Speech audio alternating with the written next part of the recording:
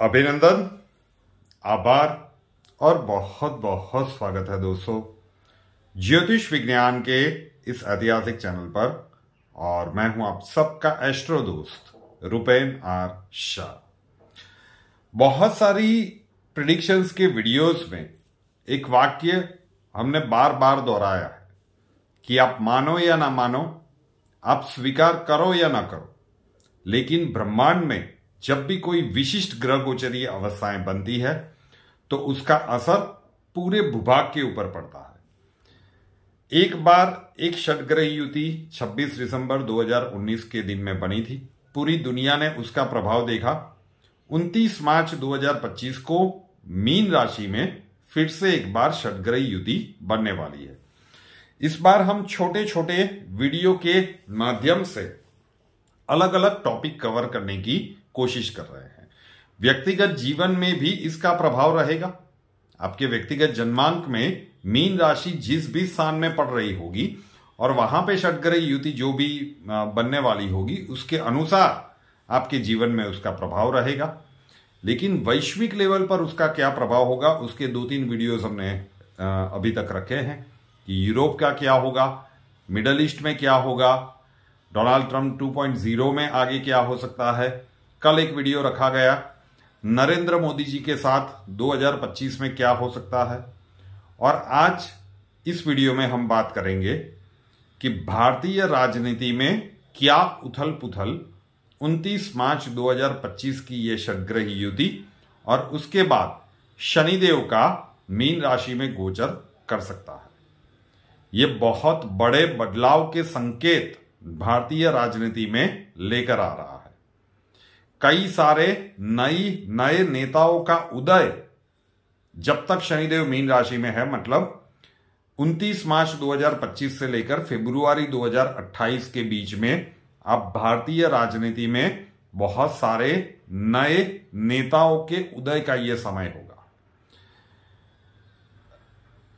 नरेंद्र मोदी जी के लिए जो कल रात में वीडियो अपलोड किया गया था, बहुत सारे प्रश्न दर्शकों के द्वारा आए कि ये कैसे। देखिए, अभी तक नरेंद्र मोदी जी वो नरेंद्र मोदी जी नहीं है जो गुजरात के चीफ मिनिस्टर के तौर पे हमने उनका शासन देखा है। वो बहुत ही भावनात्मक रूप से निर्णय ले रहे थे।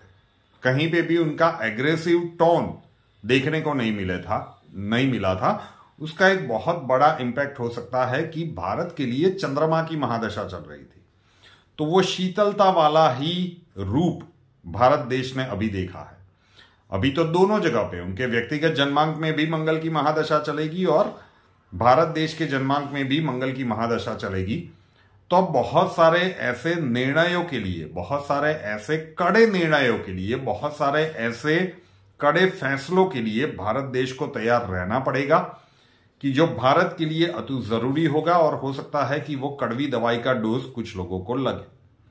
तो ये होने वाला है और इसीलिए हमने कहा था कि अभी तो जनवरी महीने में सब कुछ ठीक चल रहा है। अभी तो हरियाणा और महाराष्ट्र के विधानसभा के चुनाव में जीत मिली है, दिल्ली की ऊपर प्रिपरेशंस चल रही है, एवरीथिंग लुक्स नॉर्मल। लेकिन जैसे ही ये षटग्रह युति बनेगी भैया, एस्ट्रोलॉजिकली तो ये दिख रहा है कि अब बहुत कुछ 2025 में भारत की राजनीति में बदलने वाला है। तो जब वो कड़े निर्णय लिए जाएंगे तो हो सकता है कि अभी जो संगठन है एनडीए का, उसमें कहीं ना कहीं कुछ गड़बड़ियां अपेक्षित हो जाए। अब वो उसके आने वाले वीडियो में देखेंगे कि क्या कुछ हो सकता है। भारतीय राजनीति में अकल्पनीय घटनाक्रम क्या होगा। भारत देश के आजाद होने के बाद एक तरफ कांग्रेस बहुत स्ट्रांग होता गया था, उसके बाद बहुत सारे क्षेत्रीय दल क्षेत्रीय राजनीति में आ गए और काफी हद तक सक्सेसफुल भी रहे। लेकिन अब जो समय का अंतराल शुरू हो रहा है, बात की गंभीरता को समझिएगा। और ऐसा नहीं है कि जो मैं कह रहा हूं वो फर्स्ट टाइम होगा, इसके कुछ झलकियां हम देख चुके हैं। किस तरह से देख चुके हैं, जैसे ही मैं बोलूंगा उसके घटनाक्रम आप लोगों को थोड़े से याद भी आ जाएंगे। लेकिन मीन में षटग्रह युति का बनना मीन राशि में और फिर शनिदेव का गोचर वहां पे होना, तो 29 मार्च 2025 से लेकर फरवरी 2028 के बीच का समय, ये वो क्षेत्रीय या राष्ट्रीय राजनीतिक दल कि जो परिवारवादी है या फिर व्यक्ति के वर्चस्व के ऊपर चलता है, किसी एक व्यक्ति के वर्चस्व के ऊपर चलता है या फिर परिवार के वर्चस्व के ऊपर चलता है, ऐसे राजनीतिक दलों में आप बिखराव की स्थितियां देखेंगे। फिर से एक बार दोहरा रहा हूं, भारत में अगर आप देखने के लिए जाओगे तो बहुत सारे राजनीतिक दल आपको मिलेंगे परसेंटेज वाइज, लगभग हर एक दल में देखने को मिलेगा जो परिवारवादी राजनीतिक दल है या फिर व्यक्ति विशेष के प्रभाव में वो राजनीतिक दल चल रहे हैं। ऐसे तमाम राजनीतिक दलों में आप बहुत बड़ी उथल पुथल देखोगे और कई सारे ऐसे घटनाक्रम आपको देखने को मिलेंगे कि वो राजनीतिक दल में बड़े बिखराव के संकेत मिले या फिर हो भी गए। इसीलिए मैंने कहा कि ये अभी होने वाला है फर्स्ट टाइम, ऐसा नहीं है। हमने महाराष्ट्र में 2 बार ऐसे घटनाक्रम देखे जब शरद पवार जी की पार्टी एनसीपी 2 धड़ों में बंट गई, शिवसेना 2 धड़ों में बंट गई।